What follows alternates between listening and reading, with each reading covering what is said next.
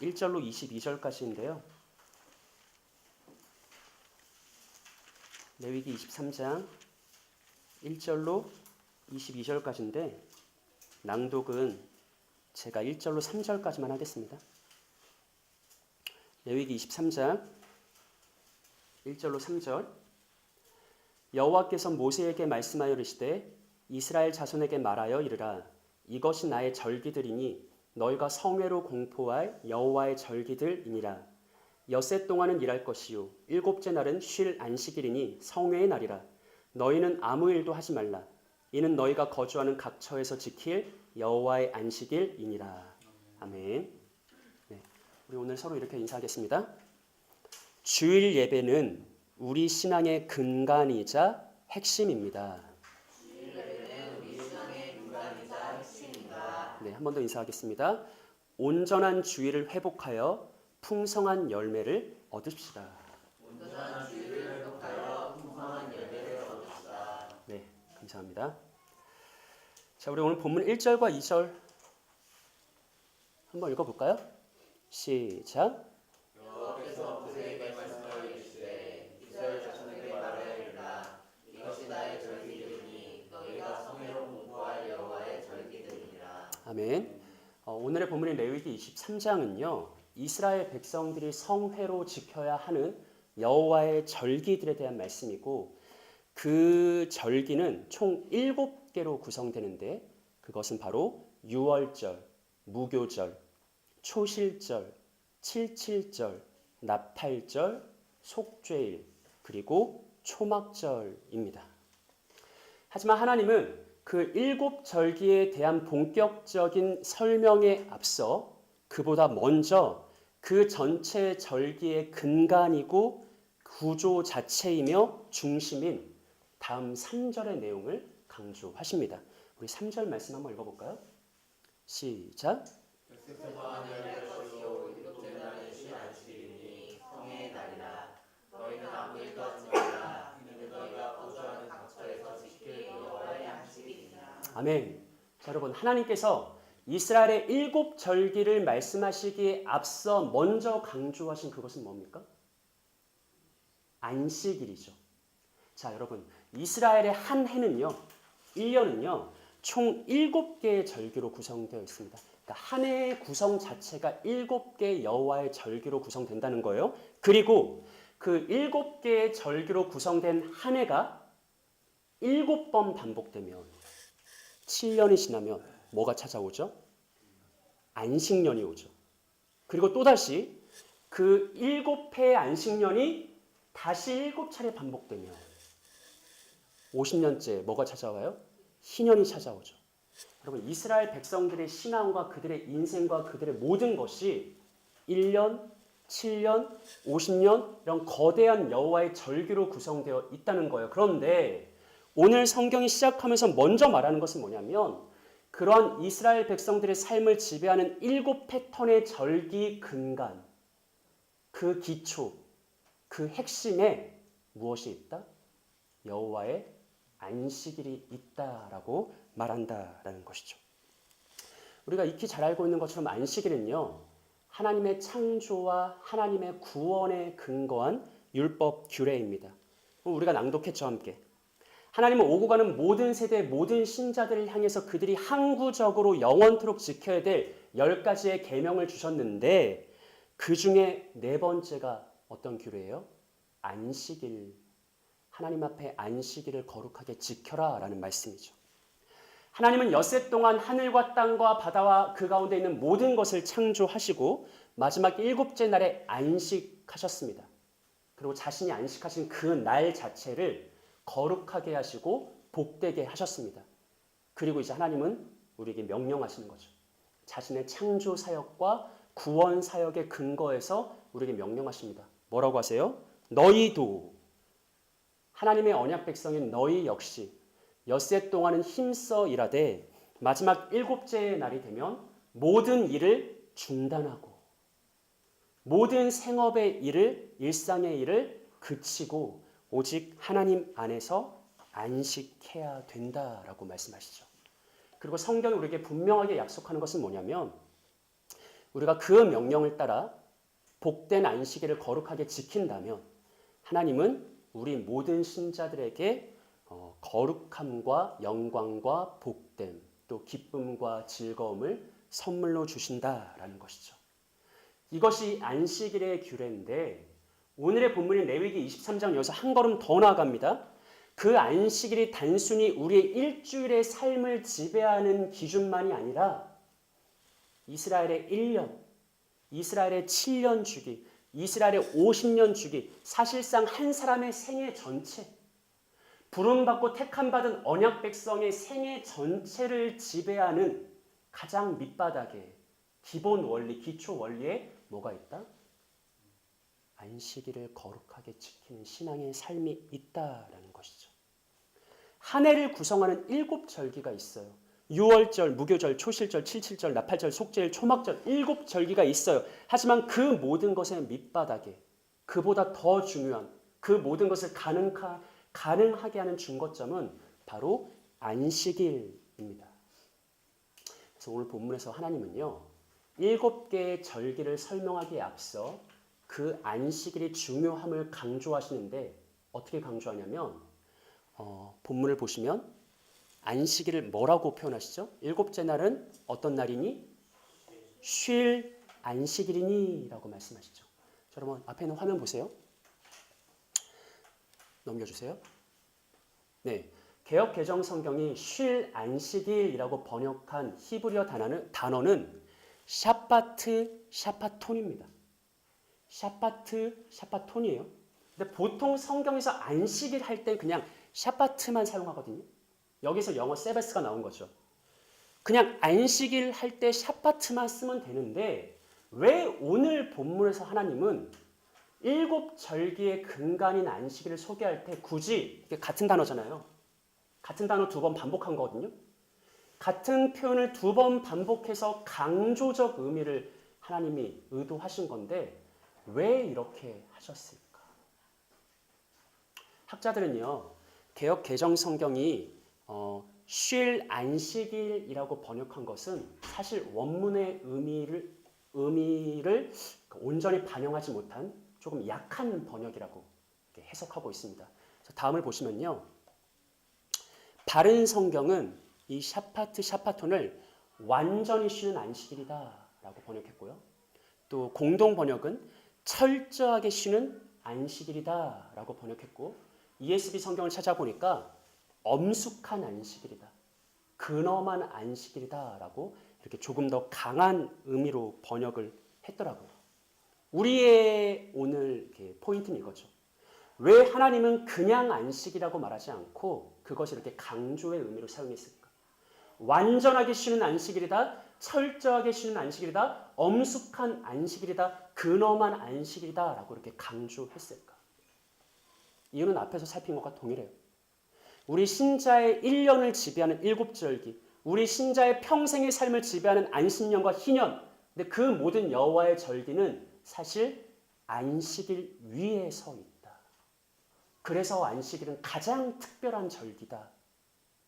그 어떤 안식년, 희년, 초막절, 유월절 그 무엇보다도 더 근본적인 하나님 앞에서의 제일 중요한 절기다라는 그런 의미를 우리에게 전달하는 것이죠. 그래서 여러분 우리는 잠시 오늘 본문의 내용을 자세하게 살피기 전에 이 부분을 우리의 신앙과 우리 공동체에 적용할 수 있을 것 같습니다. 교회는 성도들의 신앙 성숙과 발전을 위해 여러 교육 훈련과 예배 그리고 행사를 계획하죠. 부활절, 추수감사절, 성탄절과 같은 절기 행사를 계획한다든지 아니면 특세나 사경회, 부흥회 같은 어떤 특별 집회를 계획한다든지 그것도 아니면 성경학교와 수련회, 국내외 해외 선교 같은 교육훈련 프로그램을 준비한다든지 여러 가지가 있어요. 이를테면 그것은 이스라엘 백성들이 하나님 앞에 지켰던 7절기처럼 중요한 거죠. 실제 우리 신앙 성숙을 돕는 유익한 거예요. 중요한 건 뭐냐면 그것보다 더 중요한 것, 그것보다 더 근원적인 것, 그것은 무엇이다? 안식일이다라는 것이죠.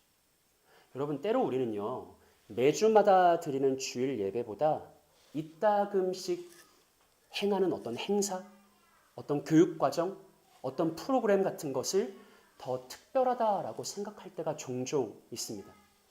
근데 성경은요 매우 분명하게 우리 신자들의 신앙의 근간 밑바닥 핵심에는 그 어떤 것이 아닌 바로 안식일 자체가 있다라고 강조합니다. 이제 우리는 본문 말씀을 따라서 이스라엘의 7절기, 그 중에서도 특별히 오늘은 설교 제목을 따라 초실절과 칠칠절의 규례를 살펴볼 것인데요. 오늘 그 말씀을 통해 주일이 어떤 의미인지, 주일에 어떤 신학적 깊은 의미가 담겨 있는지, 또 그것을 우리의 삶에 어떻게 적용할 수 있는지 이에 대한 하나님의 뜻을 헤아릴 수 있을 것입니다. 바라기는 오늘 이곳에 모인 사랑하는 형제 자매 모두에게 우리의 신앙과 우리의 공동체를 바로 세우는 가장 밑바닥 근간에 바로 우리의 주일 예배와 주일의 거룩한 삶이 있음을 깨닫는 은혜의 복이 있기를 구주 예수님의 이름으로 축복합니다.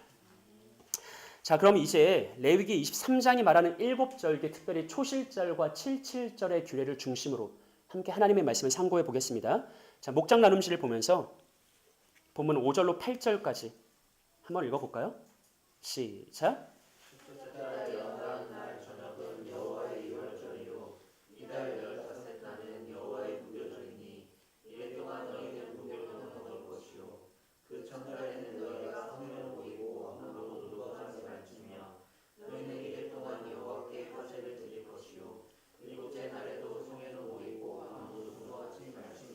아멘. 자, 먼저 두 절기가 등장하네요. 뭐와 뭐죠?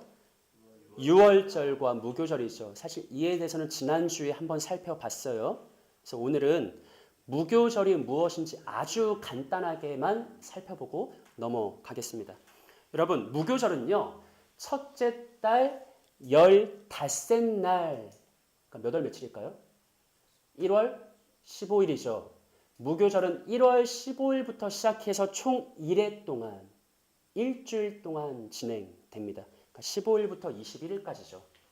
이때 이스라엘 백성들은요, 이전에 긴박했던 출애굽의 구원을 기념하면서 무교병을 먹어요. 무교병은 누룩을 넣지 않아서 부풀어 오르지 않은 빵을 말하는데 그만큼 출애굽할 때 그들의 조상들이 긴박하게 누룩을 넣고 뭐 이럴 여유가 없이 아주 긴박하게 그곳을 탈출했다는 것을 기념하는 의미를 가지고 있죠. 흥미로운 것은요. 자 보세요.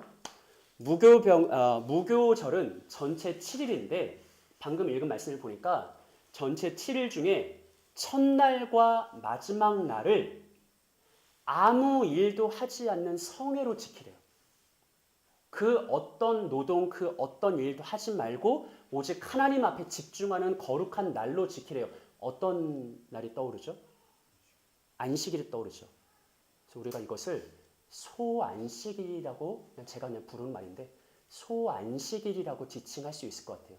그러니까 흥미로운 것은 뭐냐면 이스라엘 백성에게는 일주일 패턴의 근본적인 안식일이 있는가 하면 그들이 드리는 7절기 중간중간에는 이런 식의 소안식일이 존재한다라는 것이죠.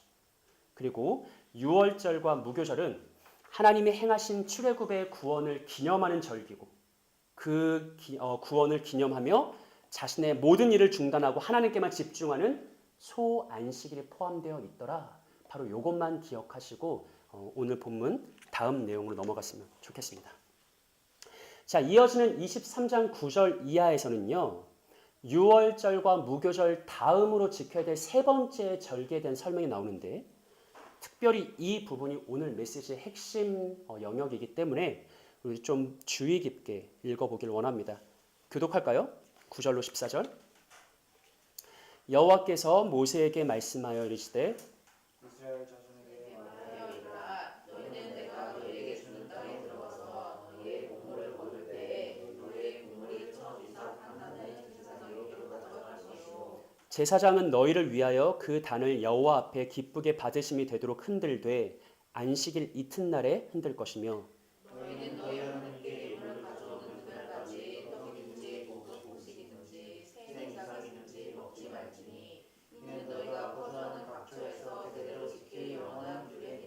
아멘. 자, 여러분 10절 보세요. 10절에서 하나님이 이스라엘 백성들에게 뭐라고 말씀하십니까? 너희는 내가 너희에게 주는 가나안 땅에 들어가거든. 이 광야 생활을 마치고 약속의 땅에 들어가면 그 땅에서 이제 농사를 짓고 그 곡물을 거둘 추수의 때가 되면 어떻게 하라고 해요? 너희 곡물의 첫 이삭 한 단을 제사장에게로 가져갈 것이요. 그러니까 제사장에게 주라는 게 아니라 누구에게 바치라는 거예요? 하나님께 제사로 드리라는 것이죠. 자, 곡물의 첫 이삭 한 단, 즉 추수한 곡식의 첫 결실을 하나님께 드리는 날.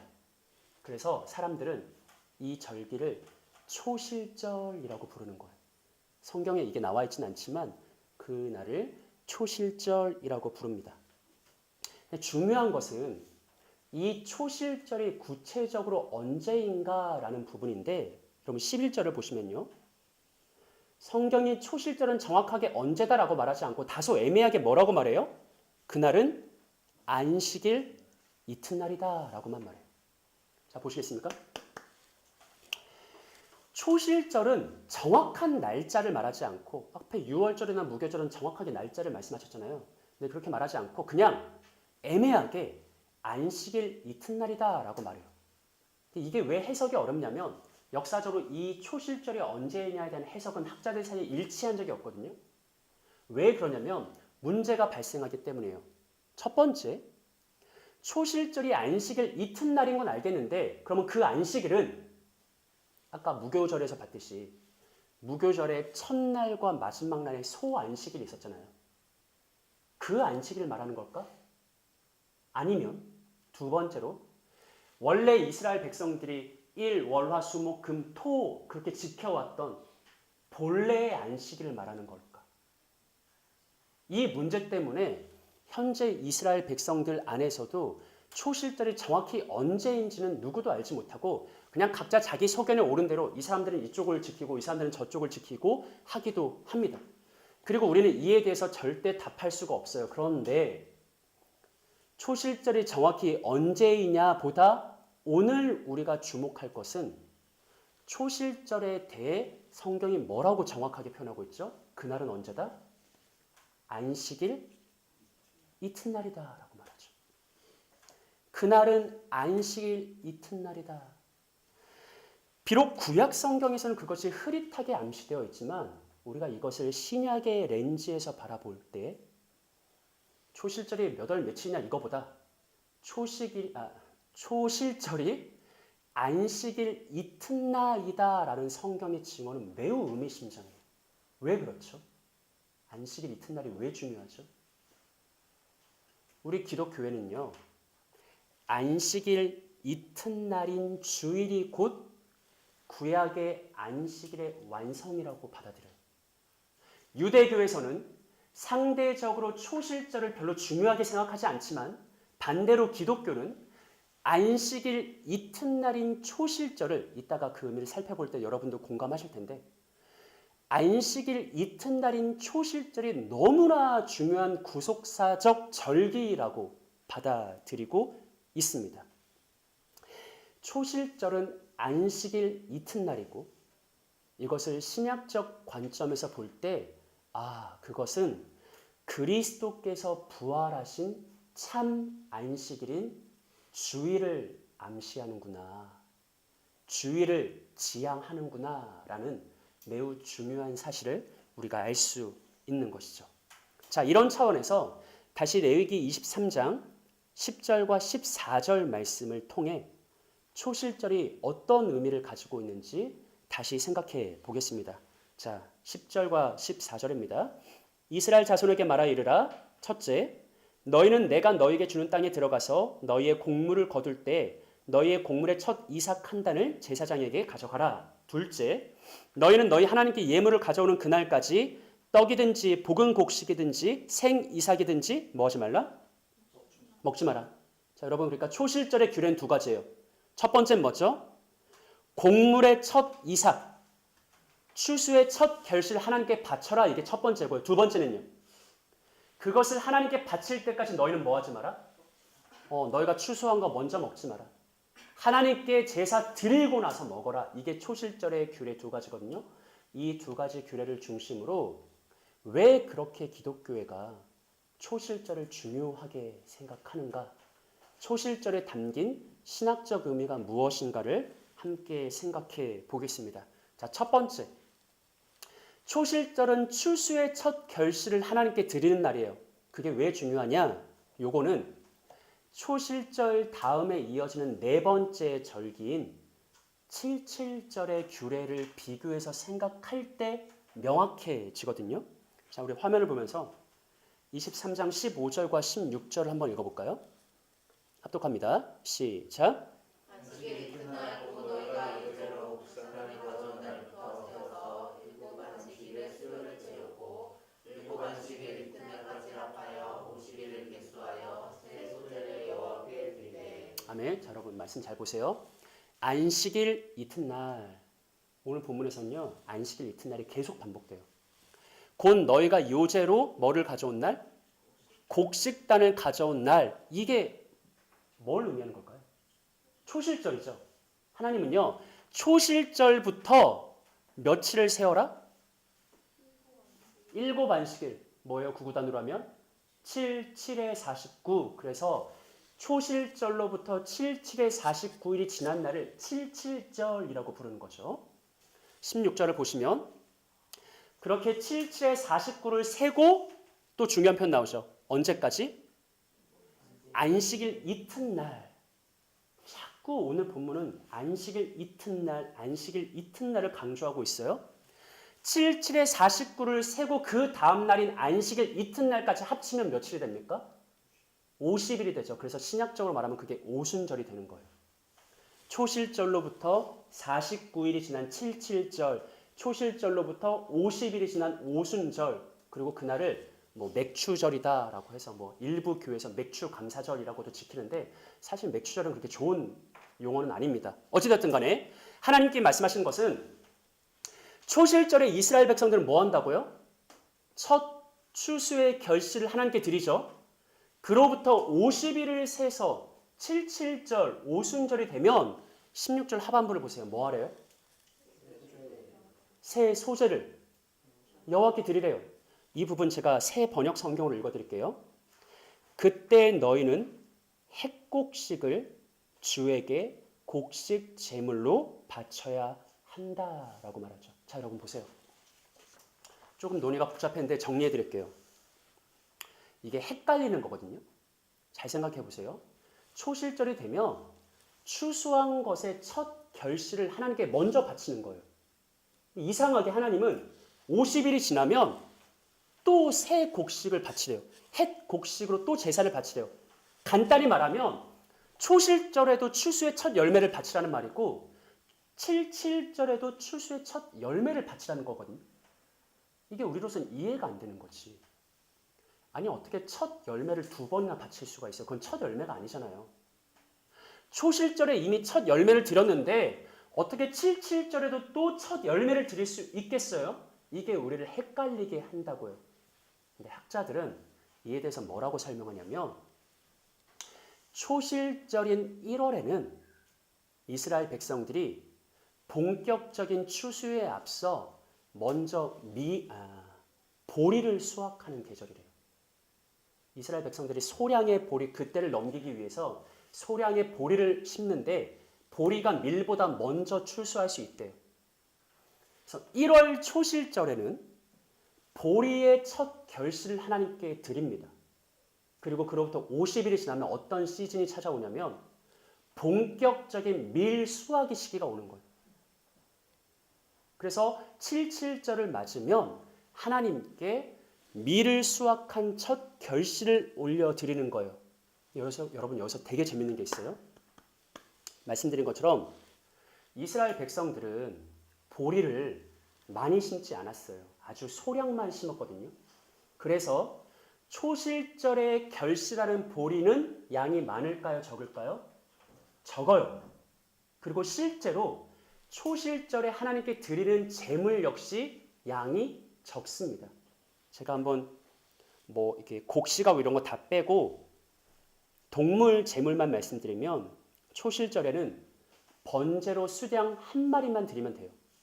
그런데 그로부터 50일이 지나고 본격적인 밀 추수 기간인 77절이 되면 밀을 이전 보리와는 비교할 수 없을 정도로 어마어마한 양, 그냥 한 해의 결실 전체를 다 수확하는 거예요. 그리고 매우 흥미롭게 그와 맞물려서 77절에 하나님께 드리는 제사는 제물의 양이 어마어마하게 많습니다. 제가 곡식 다 빼고 동물 제물만 말씀드리면 77절에는 번제로 어린 수소 한 마리와 숫양 두 마리와 1년 된 숫양 7마리, 속죄제로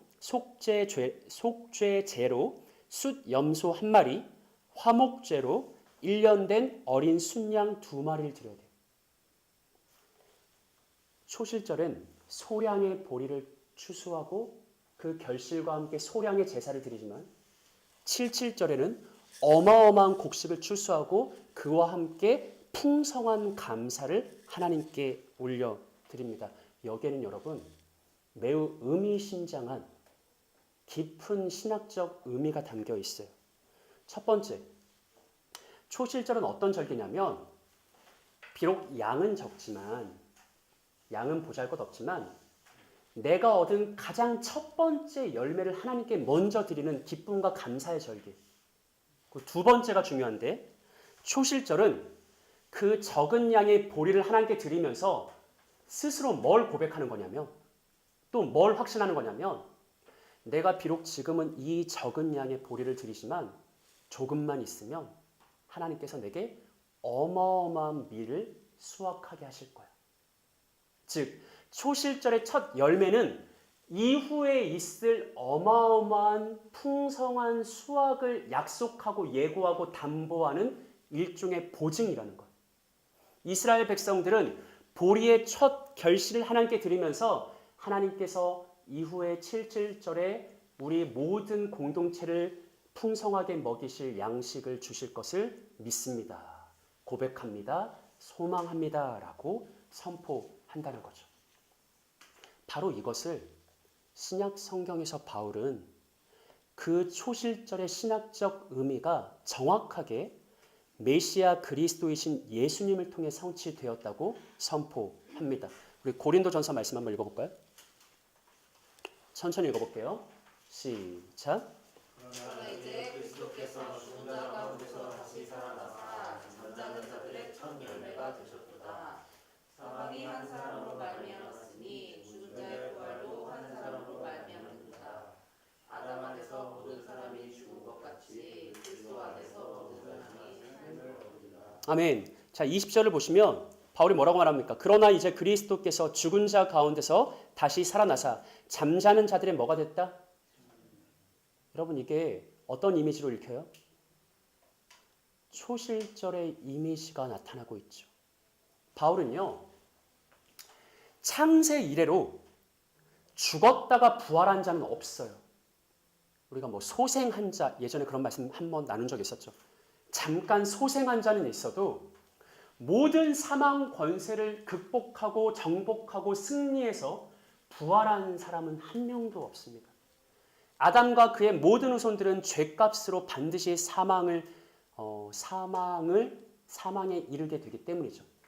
하지만 잠자던 자들 중에 예수 그리스도께서 가장 첫 열매가 되세요. 죽은 자 가운데서 부활하심으로 영생의 첫 열매가 되신다는 거예요. 이게 초실절의 이미지인데 이 초실절의 이미지는 뭐를 예고합니까? 뭐를 예고해요? 77절의 풍성한 수확을 예고하죠. 마치 초실절에 아주 소량의 보리 이삭을 하나님께 첫 열매로 드리면서 하나님 77절에 주님이 주실 풍성한 수확을 고대합니다 라고 했던 것처럼 바울은 그 이미지를 그대로 가져와서 예수님의 부활 사건을 해석하는데 바울이 우리에게 말한 건 뭐냐면 예수 그리스도 단 한 사람 예수 그리스도 단 한 사람이 부활의 첫 열매가 되었다. 어찌 보면 보잘것없는 걸 수도 있겠죠. 굉장히 적은 양일 수 있겠죠. 하지만 그것은 뭐 어떤 역할을 하냐면 이후에 있을 풍성한 부활의 열매, 영생의 어떤 확실함, 그것을 예고하고 담보하고 확증하는 것. 이제 이후로는 누구든지 그리스도 예수를 믿는 자들은 그 부활의 첫 열매신 예수님처럼 동일한 영생으로 거듭나게 된다. 동일한 부활의 권능을 덧입게 된다라고 바울이 선포하고 있는 것이죠. 그러니 유월절과 무교절만이 아니라 초실절과 칠칠절 역시 그리스도를 바라보고 그리스도로 인해서 성취되고 그리스도로 인해서 완성된다는 것을 알 수 있고, 오늘 우리의 포인트는 뭐냐면 그 모든 절기를 말함에 있어 오늘 본문은 의도적으로 자꾸 어떤 표현을 반복해요? 안식일 이튿날. 안식일 이튿날 그리스도께서 부활하시고 안식일 이튿날 풍성한 열매를 우리는 얻을 것이고, 자꾸 이 모든 중요한 구속사적 절기를 안식일 이튿날인 주일의 관점으로 성경이 풀어나가고 있다라는 것입니다. 이게 초실절 규례에 담긴 첫 번째 의미입니다. 두 번째 말씀도 한번 볼까요? 말씀 안 읽을게요. 두 번째는 아까 말한 것처럼 초실절에 이스라엘 백성들은 하나님께 첫 결실을 드려요. 근데 거기에 한 가지 제재가 들어가죠. 그들은 뭐 하면 안 돼요? 먹으면 안 돼요. 하나님께 첫 열매를 제물로 드릴 때까지 추수한 것을 먼저 먹을 수 없어요. 이건 어떤 의미일까요? 우리가 만약에 이것을 주일과 관련해서 생각한다면 여기는 어떤 적용점이 있을까요? 여러분, 이스라엘 백성들의 마음은 이런 거예요. 안식일 이튿날인 초실절이 됐을 때 자기가 추수한 보리의 첫 열매를 하나님께 드려요. 그러면서 그 전까지는 절대 자기가 먼저 먹지 않아요. 거기는 어떤 신앙 고백이 있는 거냐면, 사실 내가 이 열매를 얻을 수 있었던 것은 하나님께서 우리에게 이 땅을 주셨고, 땅을 주신 것만이 끝이 아니라 때마다 시마다 이른 비와 늦은 비를 제때 보내주셨기 때문에 내가 이 생명의 양식을 얻었다. 즉 이스라엘 백성들이 하나님께 예물을 드리기 전까지 자기 것을 먹지 않는 것에는 이 땅은 하나님의 것이다. 이 곡식 열매 모든 것도 하나님의 것이다. 나는 내 삶의 모든 것의 주권이 하나님께 있음을 고백한다라는 의미예요. 하나님께 드리기도 전에 내가 먼저 먹었다면 그것이 무색하겠지만 그게 아니라 철저하게 이 모든 것이 하나님께서 나에게 은혜의 선물로 주신 것입니다라는 하나님의 주권을 고백하는, 하나님의 왕 되심과 주인 되심을 고백하는 두 번째 의미가 초실절에 담겨 있는 것이죠. 그래서 이 모든 것을 종합할 때 우리는 초실절의 원리로 주일이 이런 날이다라고 네 가지로 정리할 수 있습니다. 한번 잘 들어보세요. 첫 번째, 주일은 어떤 날이냐면 하나님의 창조와 그리스도의 구원에 감사하면서 첫 곡식과 첫 열매를 드리는 날, 즉 풀어서 말하면 자기가 드릴 수 있는 가장 좋은 것으로 하나님께 영광 돌리는 예배의 날입니다. 맞습니까? 맞죠? 둘째, 이스라엘 백성들은 하나님께 초실절 예물을 드리기 전까지 어떤 것도 먹을 수 없는데, 그것은 즉 하나님의 주권을 인정하고 하나님께 예배드림이 최우선순위라는 고백이죠. 마찬가지로 주일은 하나님의 주권을 인정하고 하나님께 예배드림이 최우선이 되어야 하는 날입니다. 셋째, 그 두 번째 내용을 보다 적극적으로 말하면 이스라엘 백성들은 자기 존재와 삶, 세상 전체의 모든 주권이 하나님께 있음을 고백하며 초실절 제사를 드리는데, 마찬가지로 우리의 주일은 로드십을 확증하고 로드십을 고백하고 로드십을 인정하는 날입니다. 마지막 넷째요. 초실절의 첫 결실은 뭐를 기대하고 고대하죠? 칠칠절의 풍성함을 고대하죠. 마찬가지로 우리의 주일은 다시 오실 그리스도와 장차 임할 하나님 나라의 영광을 기대하고 소망하는 그런 소망의 날입니다. 이처럼 우리는 레위기의 초실절과 칠칠절의 규례를 통해 주일에 어떤 의미가 담겨 있는지를 알 수 있는 것이죠. 다시 한번 강조하지만요. 오늘 하나님은요. 본문을 어떤 식으로 이끌어 가셨냐면 내가 너에게 일곱절기 말할 거야. 안식년도 말할 거야. 희년도 말할 거야. 하지만 그보다 먼저 중요한 것은 안식일 그 자체야 라고 말씀하시잖아요. 마찬가지로 우리가 함께 공동체를 이루고 함께 세운 공동체를 통해서 여러 가지 신앙의 과정을 밟아갈 때 하지만 언제나 우리에게 있어 가장 중요한 것은 매주마다 드리는 이 공동체 주일 예배 그리고 이 주일에 우리가 어떻게 살아가는가라는 주일의 삶 그 자체라는 것을 우리는 잊지 말아야 합니다. 부름받은 신자들의 생애 전체를 떠받치는 가장 중요한 것은요. 바로 주일입니다. 물론 주일만 잘 보낸다고 해서 우리 신앙이 저절로 나아지고 건강해지고 견고해지는 것은 아니에요. 여러분 이렇게 반대로 말하는 것은 가능합니다. 주일을 온전히 보내지 못하면서 건강한 신앙을 가질 수는 없습니다. 이해되시죠? 주일만 잘 보낸다고 내가 건강한 신앙이 되는 건 아니에요. 하지만 반대로 주일을 잘 보내지 못하면서 건강한 신앙인이 될 수도 없다라는 것을 기억하셨으면 좋겠습니다. 그래서 저는 우리 세움 공동체, 우리 모든 형제 자매들이 힘써야 될 제 첫 번째 목표는 우리 안에 건강한 주일 예배를 바로 세우고 바른 주일의 삶을 회복하는 것이라고 생각합니다. 그리고 여기서 우리가 함께 힘써야 될 우리의 어떤 방향성, 우리의 사명, 우리의 헌신의 목적을 더 유추할 수 있는데 그것은 이런 것이죠. 나만 주일 예배를 잘 세우고 나만 주일을 잘 보내는 것으로 그치는 것이 아니라 우리 공동체에 찾아오는 많은 사람들이 우리의 세움 공동체를 통해서 그들의 삶의 주일 예배가 회복될 수 있도록 돕고 그들의 삶에 건강한 주일이 견고해질 수 있도록 돕는 것. 바로 여기까지 나아가는 게 우리 세움 공동체가 힘써야 될 첫 번째 목표이고 사명이라고 생각합니다. 이런 관점에서 77절과 관련된 규례 하나만 읽어볼까요? 우리 레위기 23장 21절과 22절인데요. 합독합시다. 시작.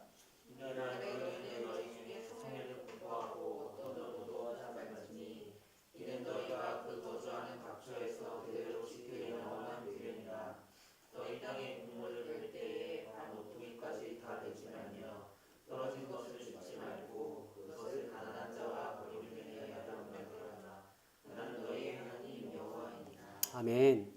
여러분 물론 22절은요. 하나님께서 매우 직접적으로 가난한 자, 연약한 자, 나그네를 도와라라는 구제에 관련된 말씀이에요. 그런데 오늘 우리가 해왔던 전체적인 흐름 속에서 이 구절이 이렇게 적용할 수 있을 것 같아요.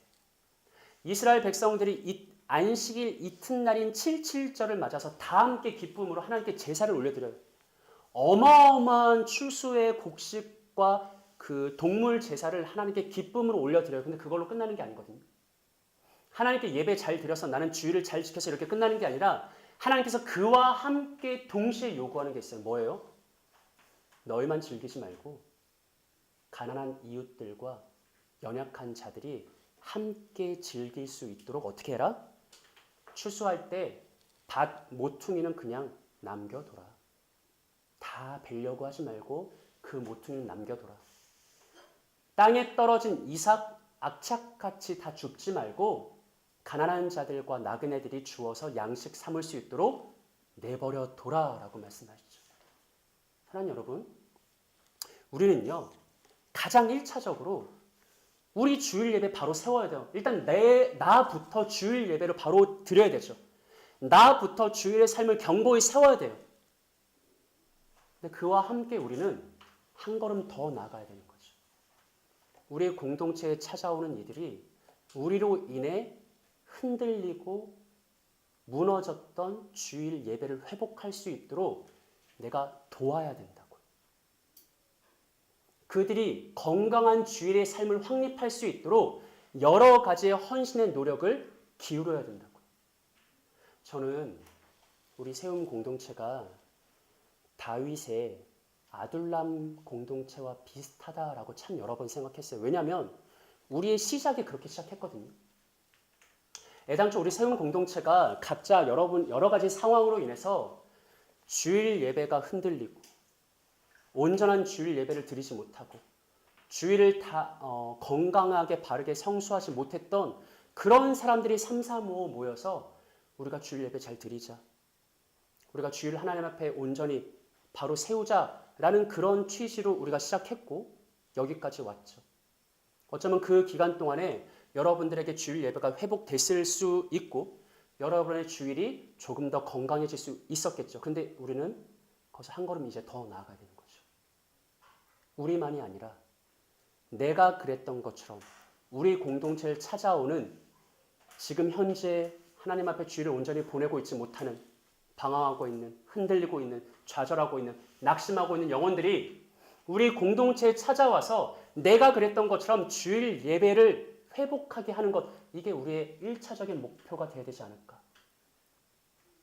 이전에 주일을 온전히 성수하지 못했던 이들이 세움 공동체에 옴으로 인해서 그리고 우리들 밭 모퉁이를 다 베지 않고 땅에 떨어진 이삭을 다 줍지 않은 상대를 향한 배려와 사랑과 헌신을 통해 우리 세움 공동체에 찾아오는 연약한 이들이 나그네들이 주일 예배를 회복할 수 있다면 주일의 기쁨과 즐거움이 그들의 삶에 다시 나타날 수 있다면 물론 우리가 함께 나가야 될 방향은 그보다 더 많겠지만 그 첫 걸음은 바로 이것이 되어야 하지 않겠는가라고 저는 생각합니다. 사랑하는 구주 예수님이 초실절의 첫 열매가 되셨고요. 예수께서 부활의 첫 열매가 되셔서 이후 풍성한 수확은 무조건 확증됩니다. 담보됩니다. 마찬가지로 여러분, 우리 공동체의 풍성한 수확을 담보하는 것은요. 우리의 실력이 아니라 예수님의 은혜입니다. 우리의 실력이 뛰어나서 풍성한 결실이 오는 게 아니라 부활의 첫 열매이신 그리스도로 인해 첫 풍성한 수확과 결실이 우리에게 확증되는 것이죠. 그러니 우리는 하나님 앞에서 겸손하게 믿음과 신뢰와 기도와 간구로 나아가고 서로를 향해 배려와 사랑과 헌신으로 우리 가운데 그리스도의 풍성함이 나타나기를 고대하며 함께 나아가야 할 것입니다. 이것을 믿고 확신하시면서 온전한 주일 회복을 목표로 삼고 함께 뜨겁게 기도하며 그런 우리 공동체를 만들어가는 사랑하는 세움의 형제 자매들이 되시기를 부활의 첫 열매이신 구주 예수님의 이름으로 축복합니다. 함께 기도할까요?